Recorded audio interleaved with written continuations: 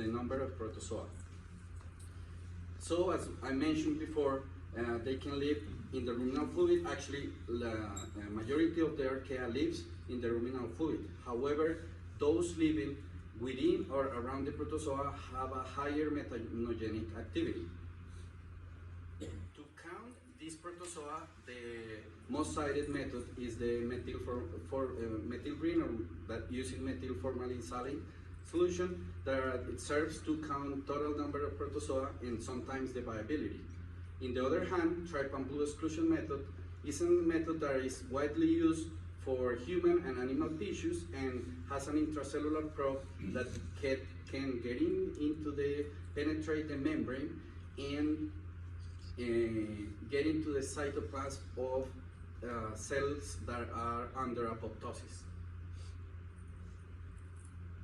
Therefore, our hypothesis for this work was that the Trypan Blue exclusion method may differentiate live and dead protozoa and can be used to evaluate the effect of methane mitigation strategies via protozoa reduction, complementing ruminal fermentation data.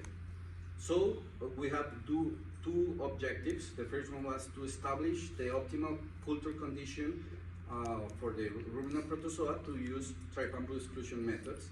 And the second objective was to determine the effect of various feed additives on protozoa viability, ruminal fermentation, methane production, and digestibility.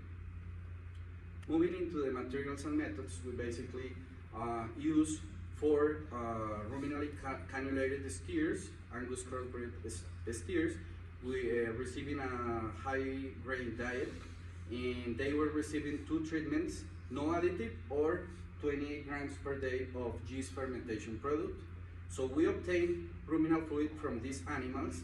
We run a basic batch culture setup that we already have standardized in our lab, and we mix it with McDougall buffer, incubated with or without substrate. The substrate was the diet. Incubated on Hungate tubes that are widely used in the culture of protozoa, or 125 ml bottles, to see what was the difference in the culture conditions. And after that, we compare the ruminal fluid from yeast supplemented steers and the control steers. We also include plastic tubes to determine the in vitro organic matter digestibility.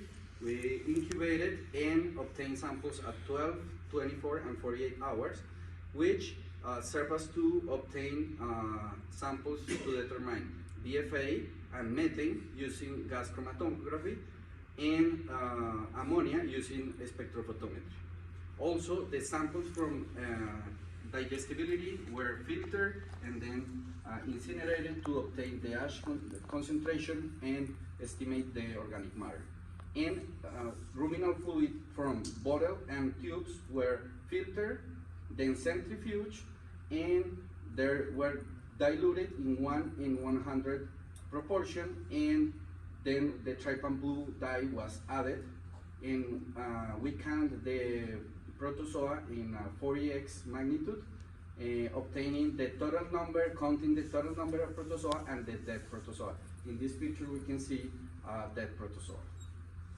For the experiment 2, in which we evaluate the effect of feed additives on methane and protozoa viability, we use 3 American Aberdeen steers from which we obtain ruminal fluid, and for each ruminal fluid from each steer, we we obtain ruminal fluid for 3 bottles, and for each treatment, which was added into in the lab.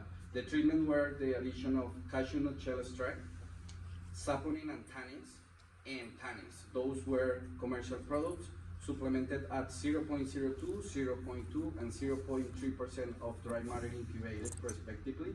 The same setup was included for the plastic digestibility tubes. And after that, the procedure, techniques, and measurement were similar to those explained for the experiment 1.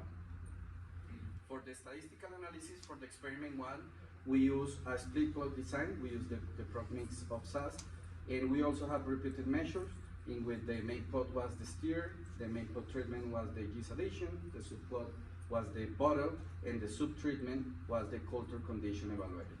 For the experiment 2, we use a randomized block design. We use the prop mix with the treatment as a fixed effect and the stir as random effect.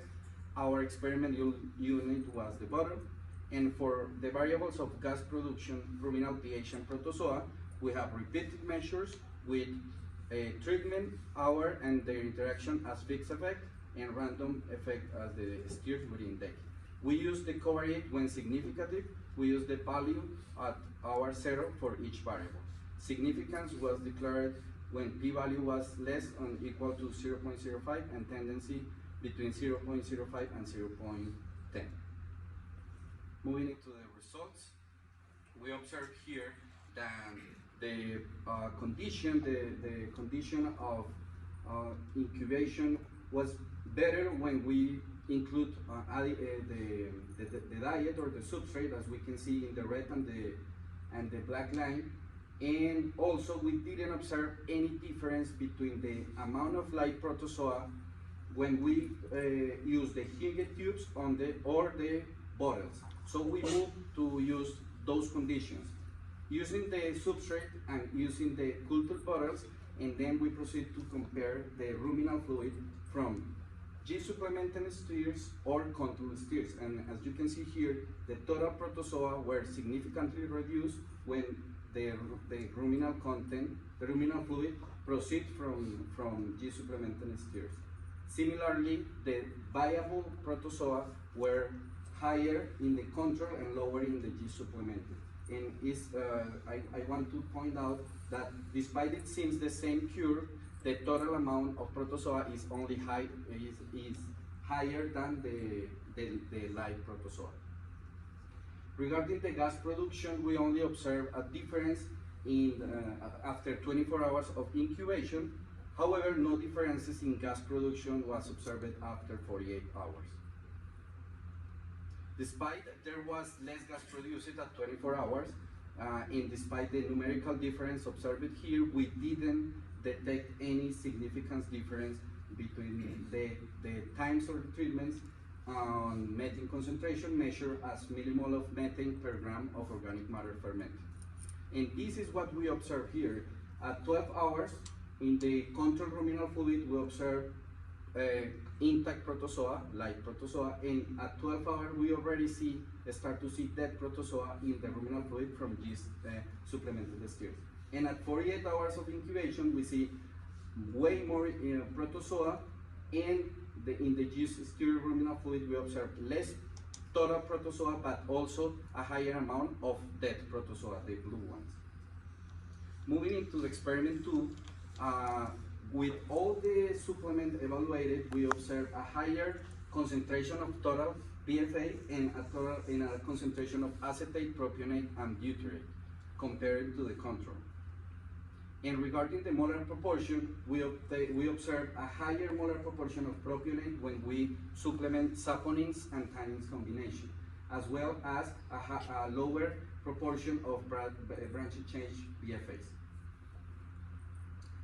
There was no difference in the digestibility with the additives, nor the concentration of ammonia, but we do observe a reduction in the methane concentration, and the methane concentration measured as the millimole of methane per gram of organic matter fermented, in which saponin and tannin, but specifically tannins addition, result in a reduction of methane. The gas production, there we observe an interaction. While gas was reduced between 24 hours and 48 hours for saponin and tannins, we observed the contrary trend for the control and the CNSE. So basically, the tannins and the saponin and tannins were effective to reduce gas production. There was no significant difference in ruminal pH, and we do observe a significant reduction at 24 and 48 hours when we add saponin and tannins, and also in the viability when we use those treatments. But more importantly, and I want to highlight it here, as you can see at 24 hours, the statistical tests detect a significant difference in the total protozoa when we compare control versus CNSE. But when we evaluate the total the viable protozoa, there was no difference. So this is the implication and the importance of use this technique to count total and viable protozoa. As conclusion, we can conclude that the incubation during 24 hours in 125 ml bottles with substrate result in great condition of culture the protozoa and result in viability similar to those observed with Hungate tubes that are widely used. Even with the addition of physical particle of the substrate, total and viable protozoa were detected and counted with the Trypan Blue exclusion methods.